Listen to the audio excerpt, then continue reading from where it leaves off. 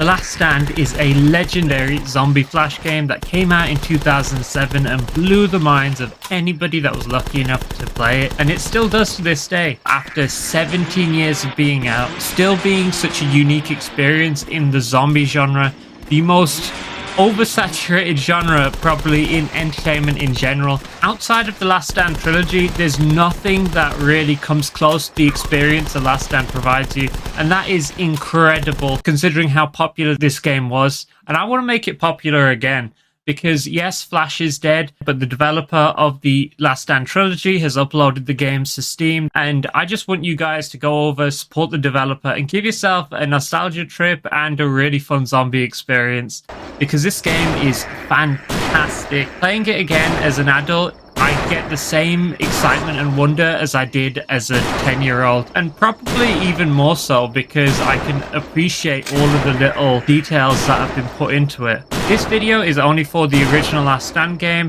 I'm not going to be covering The Last Stand 2 or Union City because there's so many things about each game that I love that I want to dedicate a separate video to them. So make sure you subscribe for that. And please like the video. This is the 5th time I'm recording this. My audio's been messing up. As you can see, the game is so good that I'm speaking with such passion and excitement. Every time the recording failed, I played a few nights of the game and then I'm like, okay, I'm ready to get back into talking about how much I love it. So let's start at the beginning. The game opens with this sound, which threw me off as a kid and also threw me off as an adult because I wasn't expecting it. And then when you actually start the game, it shows you this diary entry labeled Day 1, The Last Stand by the main character of the story, Jack, which is pretty bleak and also summarizes the unique experience of this game. It's not about going out and defeating the zombies and finding a solution like all other games where you just walk through the zombies.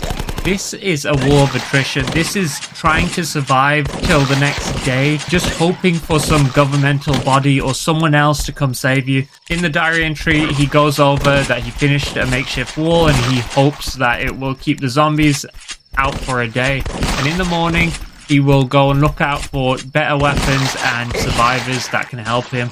That is, if he can survive, which sets the stage perfectly for the game. On the left page, you can see it breaks the fourth wall and says something is controlling me, and then it gives you the controls of the game, really simple. And I just want to talk about how the immersion in this game is unmatched. It's crazy how a Flash game does all of this. One of the main things that does this for you is that any bit of information they want you to take in or interact with is done in a very natural, in-setting way. So for example, the controls are on a diary entry. When you're deciding what to do in your day hours, it's done on a clipboard with a paper on it and some sticky notes on the sides to give you reminders. My favorite bit is the gun loadout, which is just beautiful. It's actually written on the back of a receipt, which also has a shopping list on it and makes you feel like you're in the experience. Everything that's been written on is like a remnant of the old world and gives you that memory that it's changed and it's not going back. Anyway, once you close the diary, you're immediately thrown into the game, and this was very unsettling. You're just there behind the little wall and the zombies are coming onto screen. And the gun that you're given at the start is an absolute pea shooter. So you're just helplessly shooting these zombies, unloading a load of bullets to take down even just one. And they just build up and get to the barrier and start pulling it down. And this is so panic-inducing. You can actually see them like peeling layers off and pulling it down, and it makes you feel so cornered and helpless. It just gives such a unique and I think refreshing zombie experience. It's not about a power fantasy or running about. It's literally just about surviving, which is, I feel like, the coolest part of the zombie apocalypse. It's like man versus the world. I'd love to hear you guys' opinions on it. What makes the zombie genre so compelling to you? I know there's a multitude of reasons. Just let me know in the comments, because I love this topic. And also tell me what's your favorite thing about The Last Stand. I want to highlight a mechanic that I never knew actually affected me before I started recording this video. Once you get to the end of the night and it's like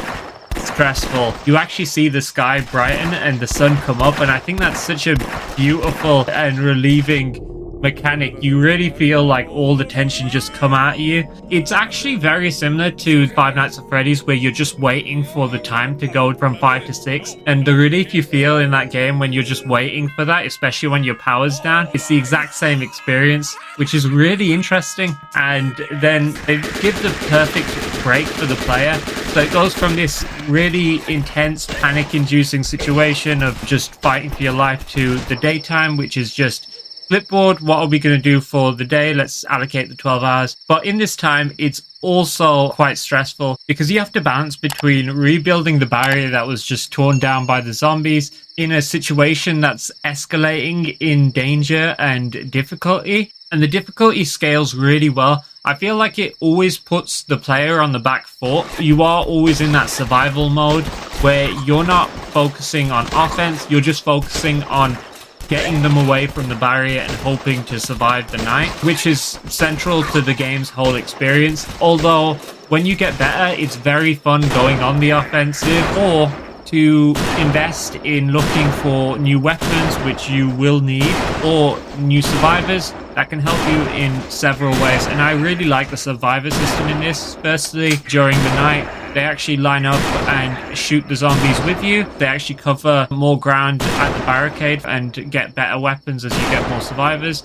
Also, one of my favorite parts of it is if you invest in getting survivors, it helps with productivity when you're repairing the barrier. So if you're just on your own, it takes an hour to just do 5%. But if you have 4 survivors, you can repair 20% of the barrier in just 1 hour. So that goes from a 20-hour job from 0 to 100 to just 5. And you can also lose them during your searches, which is a cool mechanic. I like the randomness because it makes every run a lot more unique rather than you just replaying the exact same scenario. But don't kid yourself, these survivors aren't loyal. They will abandon you if you get to like 10% of barrier health. They just literally run off and leave you there. And I just want to share a quick story.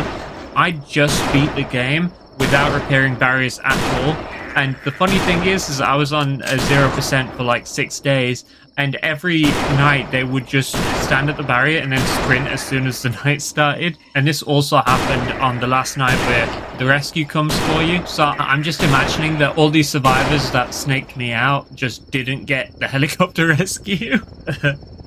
I don't know if I'm a bad person for that, but you know. And then once you're done with your time, you go into the gun loadout, and this is the only area of the game that I will actually criticize because the diary is my favorite part of the game. It contextualizes the whole situation, and it turns the game from an arcade zombie shooter to the name of the game, The Last Stand Against the Apocalypse. It's not just a normal diary.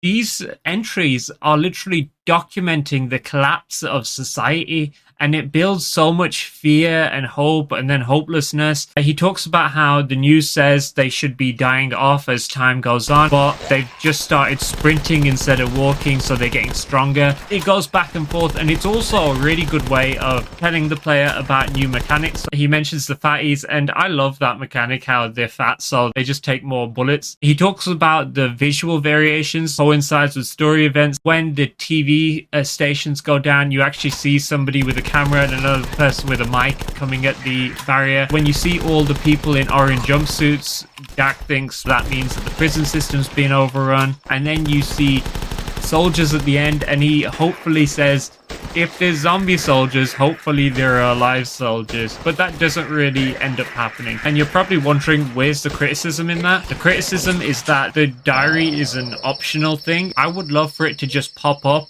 after you do your searching for the day, because it seems like the diary entries are what he's saying after all the day work happens and while he's preparing for the confrontation that night. So it would be nice for it to pop up onto screen rather than be relegated to just, if you want to see it, click it. I don't know if it's just me, but I've missed out on so many of the days in my playthroughs just because I'm strategizing in my head. I'm thinking about how to prepare for the next day. I'm not thinking about the diary entry, but that takes a lot of the meaning out of the struggle for survival. So in the making of this video, I've had around 6 runs, I think, and it's been fun literally every single time. I'm really impressed with some of the mechanics they've employed, like the random zombie generation. Apart from the specific types, like the soldiers who just wear full armor, or the dogs, all of the zombies look unique because they like randomly swap the heads and the bodies and the facial hair and the hats.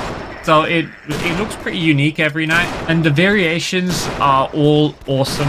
I love how they make a mechanic out of the zombies being fat and just that they're bullet sponges, which is pretty smart. And I like how it gives you areas of the body you need to target, and then that makes the gameplay even more unique, because if you have like a SWAT zombie coming out, you can't shoot their bellies, but if you have a soldier, you can't shoot the heads, belly, or bellies. And then with the dogs, they have a lot less height, so you have to be very specific.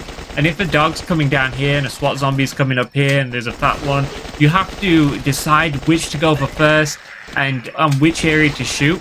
So there's a lot of prioritization in your mind and panic in those moments, and I really, really like that. The sprinting zombies are a great mechanic, and I love how all of these tie into the story and his mentions in the diary, and I feel like he mimics exactly the frustrations of the players. And I also like how the zombies don't come out uniformly. If you play the same night twice, they're going to come out differently, and sometimes they slowly come out and then the group just sprint towards you. It makes the whole experience replayable and every run unique, because you have different memories of different moments. Maybe in one run a bunch of dogs came at you, in another there was just a huge group of fatties that just sprinted towards you. Maybe in another it was a mixture between the soldier zombies and the runners. So it creates a lot more personal story during the nights. And on top of that, I love how impactful shooting the zombies actually feels. They're so responsive, and that feedback just makes it even more immersive. Like when you hit the legs, they will fall forward, especially if they're sprinting, they'll like fly forward. Getting the dogs mid-run is so satisfying. Say, hold up, wait a minute, something ain't right. I know that makes me seem like a bad person, but if you do it and you like catch them before they get to the barrier and they just flip over, it's pretty cool. And then the headshots are sick. There's like a normal headshot, and then there's one where the head just pops like a balloon. I really enjoy the feedback that they give you. And that comes on to the next topic. The sounds in this game are awesome. There's no music or anything, which I think improves the experience because it just sounds natural. In the background, you just hear crickets and cicadas, and then you hear the moans of the zombies. When you shoot them, the death sounds are really cool, and then the sounds of the guns. Oh man, it just sounds so real, and you see your gun going up, and it's just a really cool experience. All the guns feel really good to use, and they're great for different purposes. The fully auto guns are great for just mowing down crowds and getting damage down. The shotguns are good when there's just a clump bunched up in front of the barrier, especially for the tankier zombies. And then here comes my favorite class, the high caliber guns like the revolver, the hunting rifle, and the Barrett 50 cal. Oh my god, they are disgusting. The Magnum's alright. I switch off it pretty early, but it's a lifesaver in the early rounds because the difficulty ramps pretty fast and you get destroyed if you don't search and replace that pistol. When you get to the hunting rifle, oh my god, it feels so nice shooting it. The sound is awesome. The way that you just snipe zombies, you take their legs, you take their heads, and then you get onto the Barrett 50 cal at the end. It's like, oh my god. Like, I legit just want to make a montage out of the snipes I've got, and that's when the game transforms from defense to just obliterating the zombies. You're like a tank, just destroying everything. One of the things I like is when you play the game more, it gives a different experience. You can actually challenge yourself, and as I said earlier, I managed to beat the game without even repairing barriers once. And the experience of going in like a veteran who knows what they're going to do and has a plan, I find that also a really fun side of the game too. Make sure you go to the link in the description and buy the game yourself. Please let me know if I've missed anything out. Also subscribe for the next two. Let me know what games or other things you want me to cover next. See ya.